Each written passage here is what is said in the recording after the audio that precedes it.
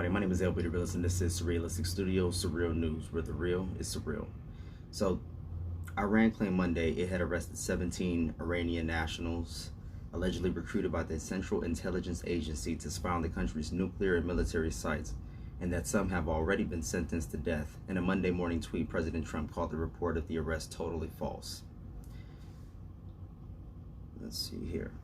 And this is coming out of CBS News. I'll leave the article in the description so you guys can check it out for yourselves. The alleged arrest took place in the Iranian calendar year ending in March 2019. Those taken into custody worked on sensitive sites in the country's military and nuclear facilities, an Iranian intelligence official told a news conference in Tehran. He didn't say how many of them got the death sentence or when the sentences were handed down. Iranian state television published images Monday it said showed the CIA officers who were in contact with the alleged spies, the Reuters news agency reports. The CIA didn't offer any immediate comment in response to CBS News inquiries. Secretary of State Mike Pompeo, a former CIA director, declined on Monday to address specifics of the arrest, but said the Iranian regime has a long history of lying.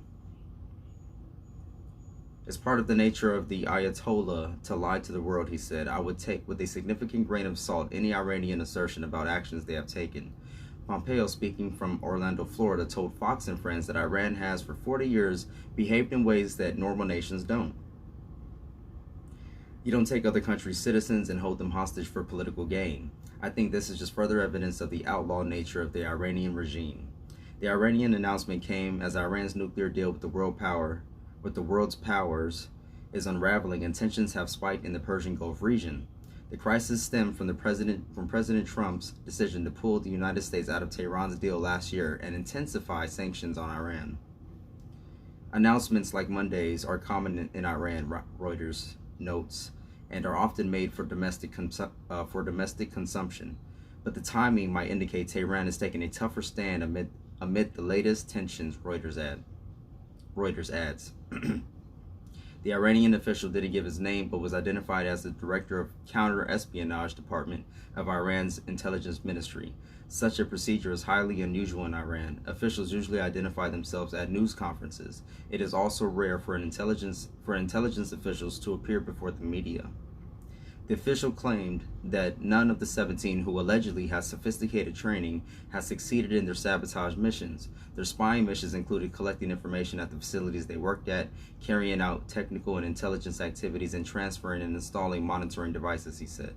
The official further claimed the CIA had promised those arrested in U.S. visas or jobs in America, and that some of the agents were now working with his department against the U.S.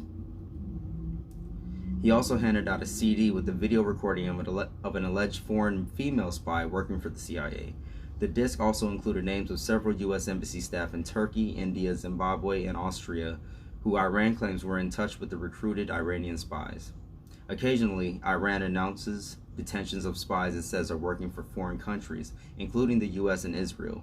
In June, Iran said it executed a former staff member of the Defense Ministry who was convicted of spying for the CIA. In April, Iran said it uncovered 290 CIA spies both inside and outside the country over the past years. It was unclear whether the latest announcement has any connections to those arrests.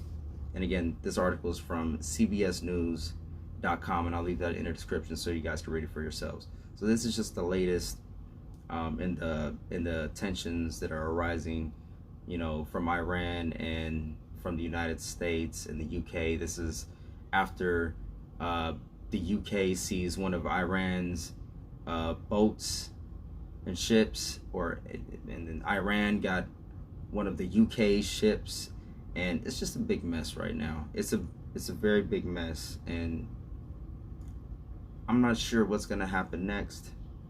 But a lot of people are saying this is pretty much going to lead us into another war. So let me know what you guys have to say about this situation in the comment section below. Like this video if you like, share it, and subscribe to me if you haven't before. Until next time, folks, I'm out.